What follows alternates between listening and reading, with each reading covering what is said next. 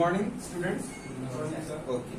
So today we will going to start a new chapter in direct tax. But before we have already learned income from salary. That was our first head of income. हमने इससे पहले दो chapter किया. Actually, income from house property according to your books, this is the third chapter, right?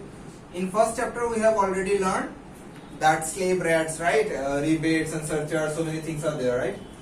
But in second chapter, that was the first head of income, income from salary. हमने already किया है. This is the second head of income, income from house property. Let me tell you, ये किस तरह की income है. पहला, I am the owner of this property. I am the owner of this property. ये घर मेरी है. मैंने आपको let out करके रखा है. तो ये मेरे हाथ में income from house property होगी. But कुछ बच्चे यहाँ पे ये बोलते हैं कि सर मैंने सपोज फॉर एन एग्जाम्पल आपको लेट आउट किया है और आपने किसी और को लेट आउट कर दिया है. आपकी भी कमाई हो रहा है, हमें भी कमाई हो रहा है, तो दोनों का इनकम्स में बहुत ज्यादा जमीन आसमान का फर्क होगा.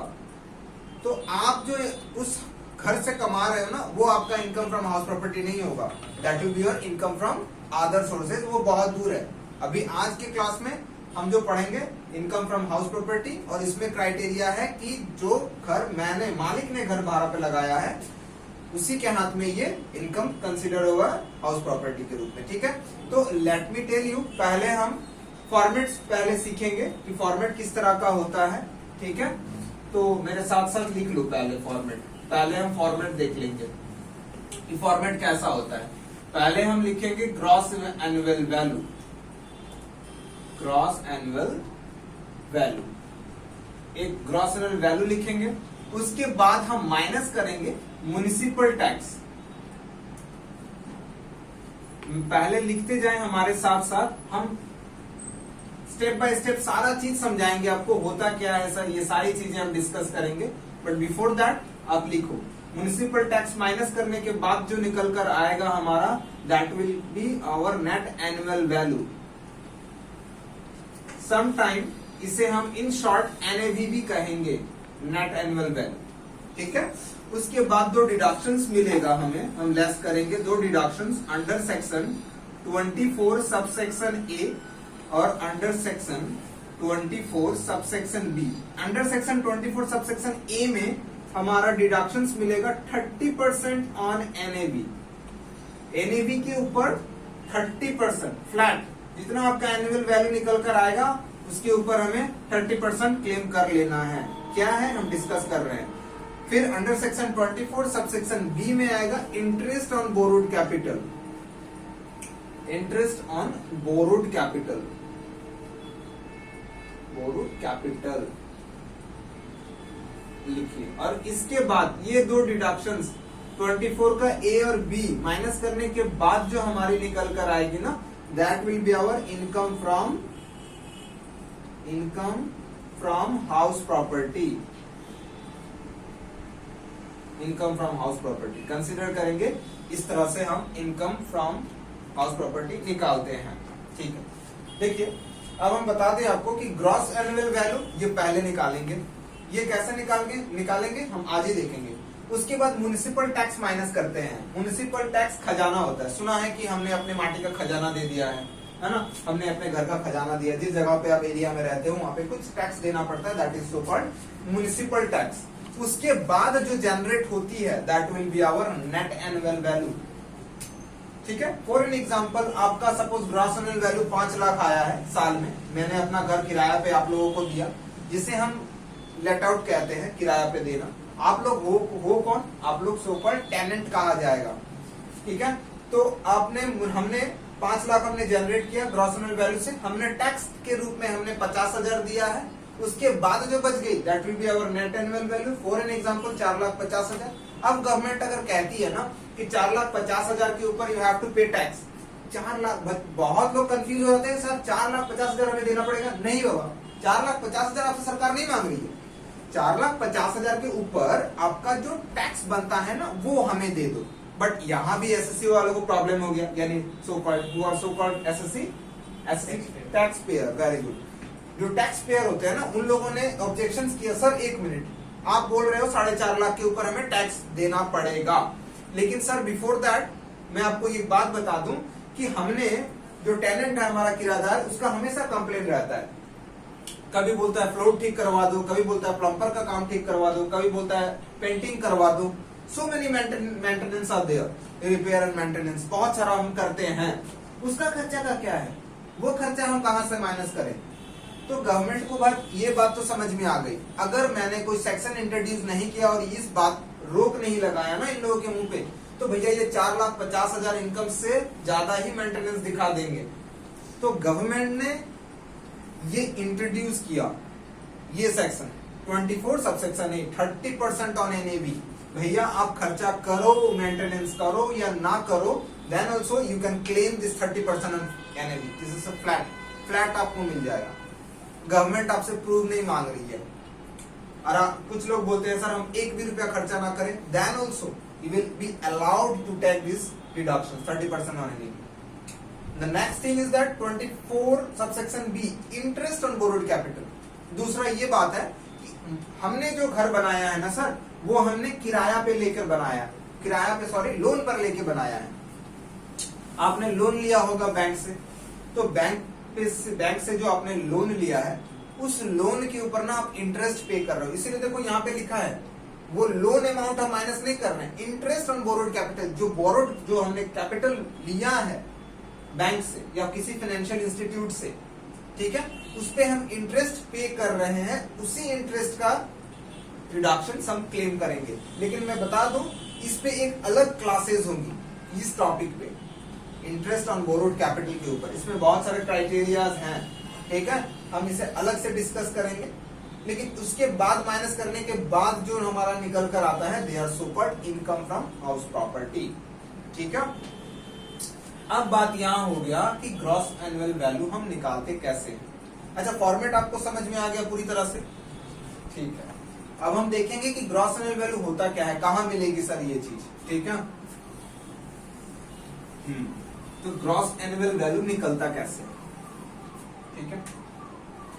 पहले लिखिए फेयर रेंट, उसके बाद लिखिएगा municipal value,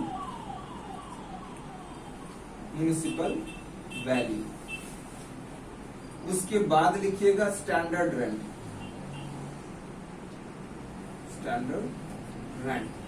and the last जो होगा एक्चुअल रेंट। ठीक है, फेयर रेंट को हम इन शॉर्ट एफआर भी कभी कभी देखा जाएगा, कोई बोल देते हैं, एमवी बोलते हैं, एसआर बोलते हैं और एआर बोलते हैं, एक्चुअल रेंट। अच्छा, मैं बताऊं, फेयर रेंट जो है ना, ये पर एनम आपका क्वेश्चंस में दिया होगा, ये हमेशा दिया होगा हर क्वेश्चंस में।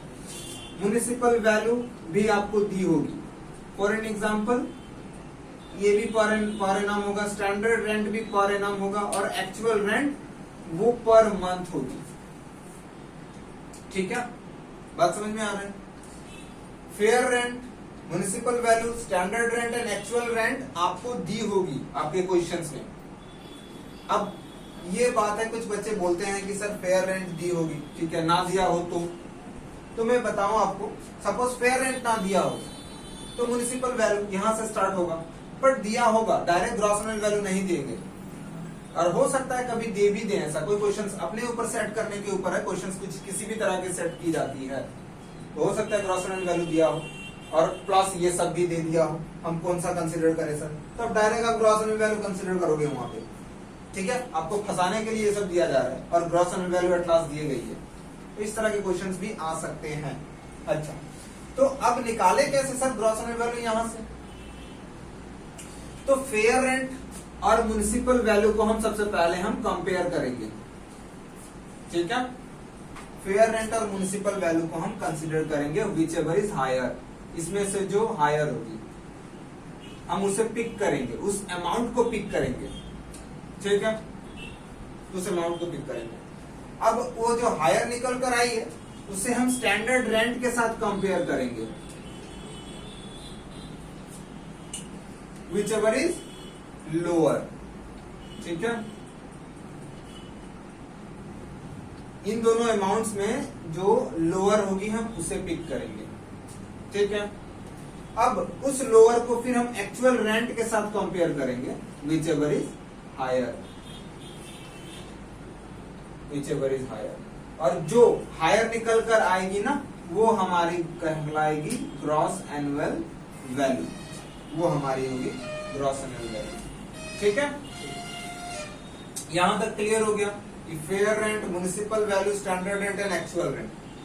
देखो सब पर एनम होगा, लेकिन ये पर मंथ होगा। जस्ट एन एग्जांपल कि ग्रॉस एनुअल वैल्यू निकालते कहते हैं कैसे हैं। चलो सबसे पहले हम पकड़ लेते हैं कि हमारा फेयर रेंट ना ₹100 है, ठीक है। हमारा म्युनिसिपल वैल्यू ना ये 80 रुपया है, ठीक है। स्टैंडर्ड रेंट हमारा 120 रुपया है, और हमारा एक्चुअल रेंट ना ये 12 रुपया है, लेकिन पर मंथ है। बात समझ में आ रही है? तो देखो अब 100 रुपीज और 80 rupees whichever is higher, तो कौन सा हम कंसिडर करें? 100। Very good.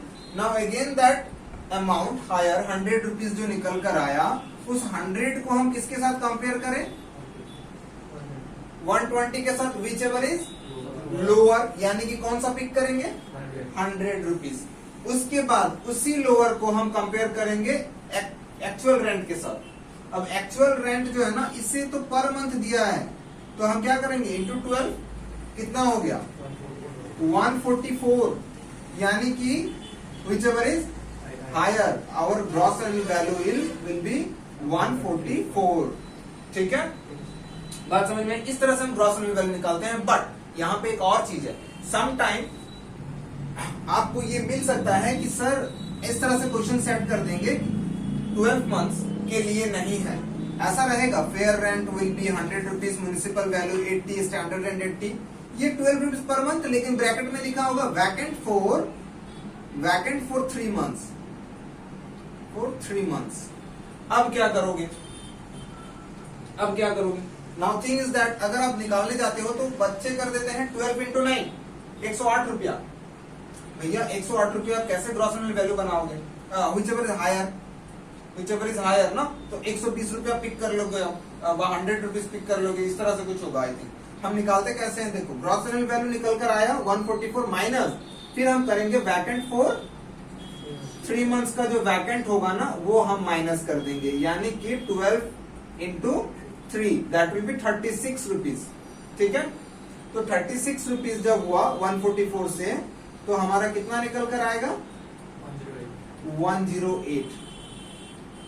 ठीक है, इस तरह से हम निकालेंगे हमारा ग्रॉस एनुअल वैल्यू। क्योंकि बच्चे यहाँ में पूछेंगे सर ये तो सर पर एनम है, 12 मंथ्स का है, ये भी 12 मंथ्स का है, ये भी 12 मंथ्स का है, सर ये 9 मंथ। तो एक काम कर लो, इसको 9 मंथ कर लो, इसको 9 मंथ कर लो, इसको 9। इस तरह से नहीं करेंगे, वो बहुत लेंथी हो जाता है। ठीक है, तो हम करेंगे क्या? हम इसको 12 मंथ्स इसे भी कंसिडर कर लो 12 months as usual, and after that हम वैकेंट फॉर जितना मंथ के लिए है वो हम माइनस कर देंगे। अकॉर्डिंग टू दैट हमारा ग्रॉस एनुअल वैल्यू निकल कर चला आएगा। Is there any question? Thank you.